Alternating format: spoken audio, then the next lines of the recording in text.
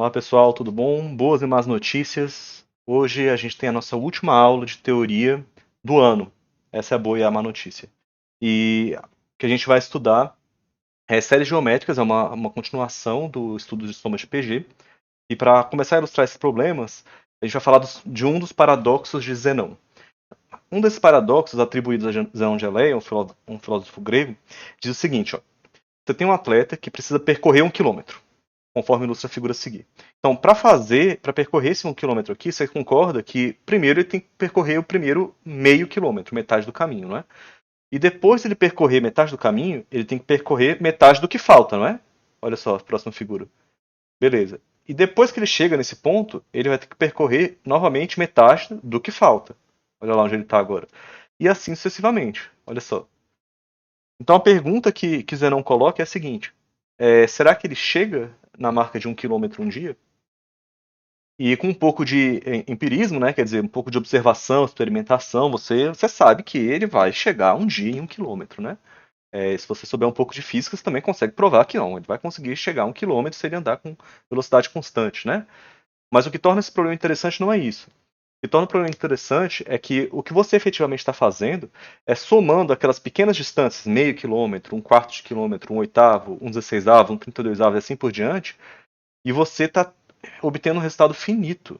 Então, quer dizer, ele percorreu todas essas meias distâncias e no final ele percorreu uma distância fixa, apesar de ser somado uma infinidade de parcelas positivas. E me parece um pouco estranho isso. Você soma uma quantidade infinita de parcelas e o resultado é finito. Então a gente vai estudar isso com o rigor da matemática hoje. Então, primeiro que a gente vai fazer é colocar essas distâncias parciais, né, percorridas, em sequência. Então a gente montou uma sequência com as distâncias que ele percorre. Ó. Meio, um quarto, um oitavo, um dezesseisavo. Está aqui a sequência. Você já deve ter reparado que isso aqui é uma PG. Só que se você sabe que ele percorre a distância toda, você é forçado a concluir que a soma de todos os termos dessa PG aqui tem que dar a distância toda. Não é verdade? Ele percorreu tudo, afinal de contas, e ao mesmo tempo percorreu todas aquelas meias distâncias. Então essa equação deve ser verdadeira, né? Então, peraí, a gente vai ter que estudar isso com mais calma. O que a gente vai fazer? A gente vai usar a expressão de soma de PG e entender como é que essa fórmula funciona quando n é infinito. Mas a gente tem uma boa e uma má notícia aqui. Primeiro, você consegue substituir n igual a infinito no meio dessa expressão? E a resposta é não. Infinito não é um número.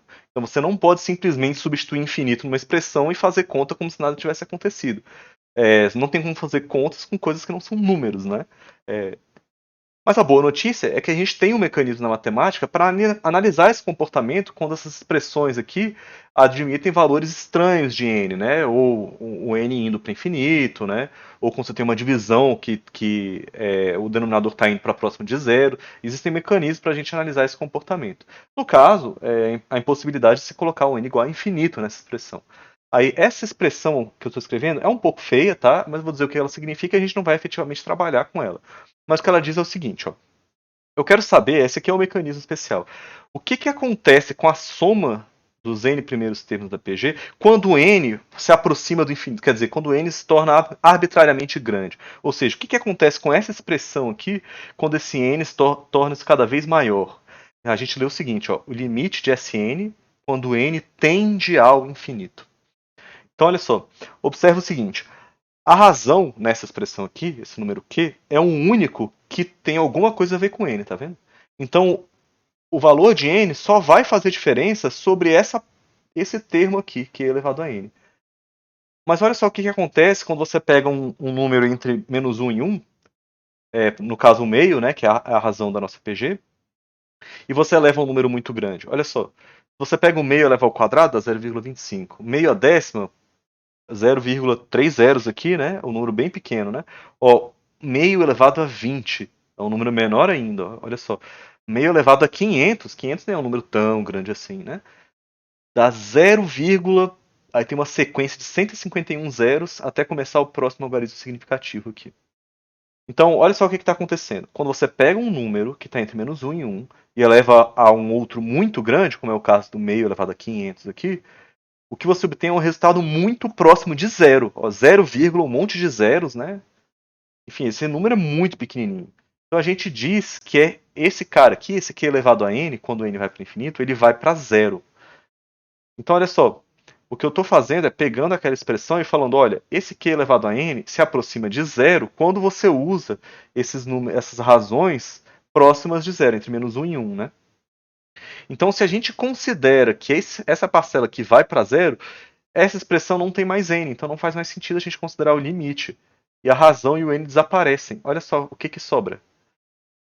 Ou seja, o que você está dizendo é que essa soma, quando você pega n muito grandes, se aproxima dessa quantidade aqui. Então, a gente tem a seguinte fórmula. A soma dos infinitos termos de uma PG é igual a essa conta, que só depende do primeiro termo e da razão da PG.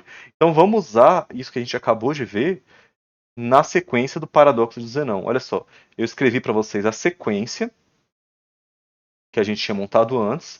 O primeiro termo é meio e a razão também é meio. Então eu substituí aqui nessa expressão que a gente acabou de obter, o A1 sendo igual a meio e o Q, a razão, sendo igual a meio.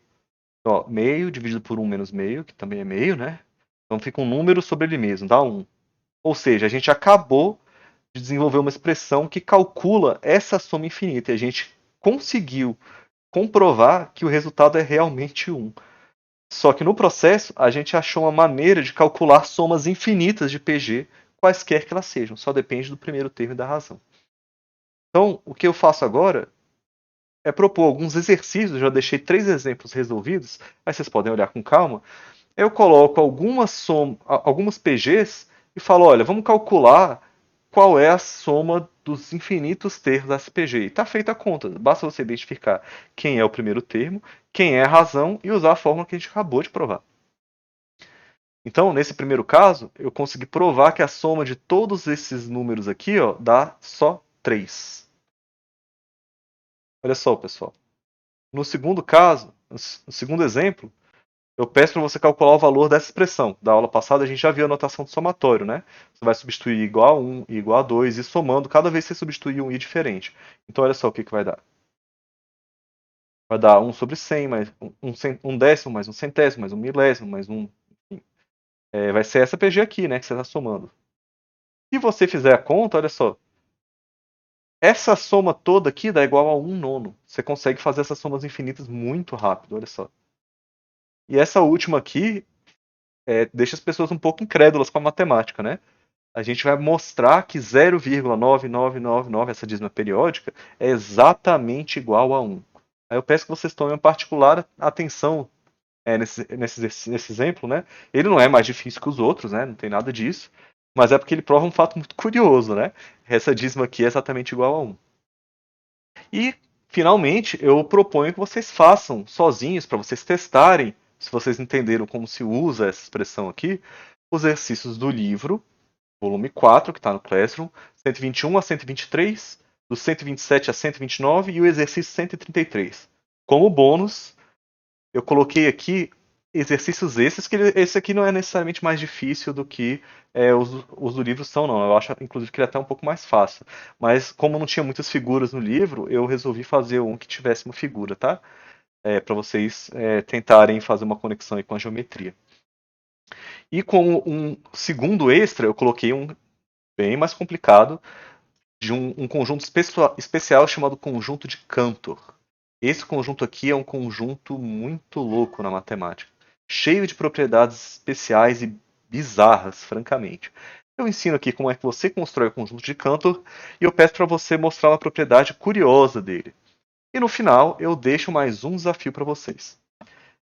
Vocês mostrarem que a área abaixo do gráfico dessa função é um número finito. Com isso, pessoal, a gente encerra o conteúdo do primeiro ano. Na semana que vem, a gente vai falar um pouquinho mais de algumas curiosidades, tá? Mas não vai ser assunto necessariamente cobrado na prova, tá? É só curiosidades matemáticas mesmo, tá? Então é isso e até semana que vem, pessoal.